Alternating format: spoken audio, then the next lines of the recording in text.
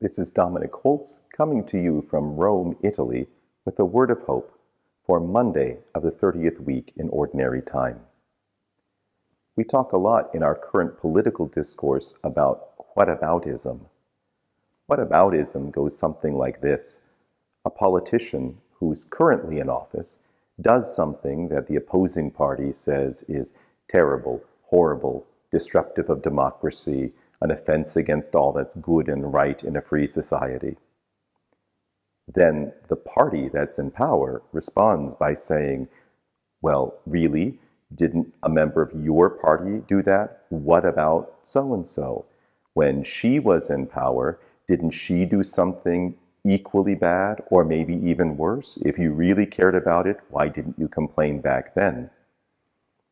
Now, one understands from a political point of view why we would make the what about argument with someone. Fundamentally, we want to change the subject.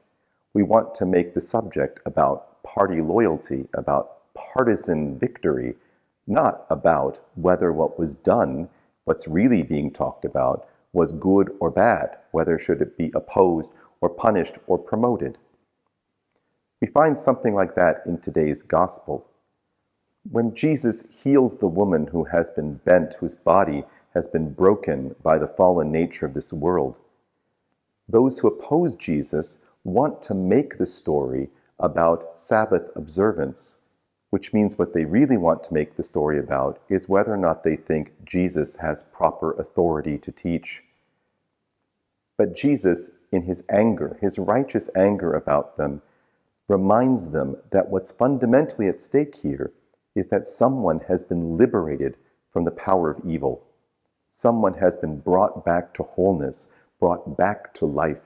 And to make the story about anything other than that is entirely to miss the point, in fact, to be opposed to the very thing that God wants for the world. Brothers and sisters, we are often tempted, not only in our political lives, but in our ordinary lives, to change the subject. We want to make it about anything other than the coming of the kingdom. This week, as we meditate on this gospel, let us bring ourselves to remember what the subject is that God wants us to talk about. The coming of the kingdom, our liberation from the powers of evil. And let us learn to rejoice wherever good comes about, whether it's by our friends or by those who oppose us. And when we see the kingdom advancing in this world, let us rejoice and see in it the hand of God. And that, brothers and sisters, is a word of hope.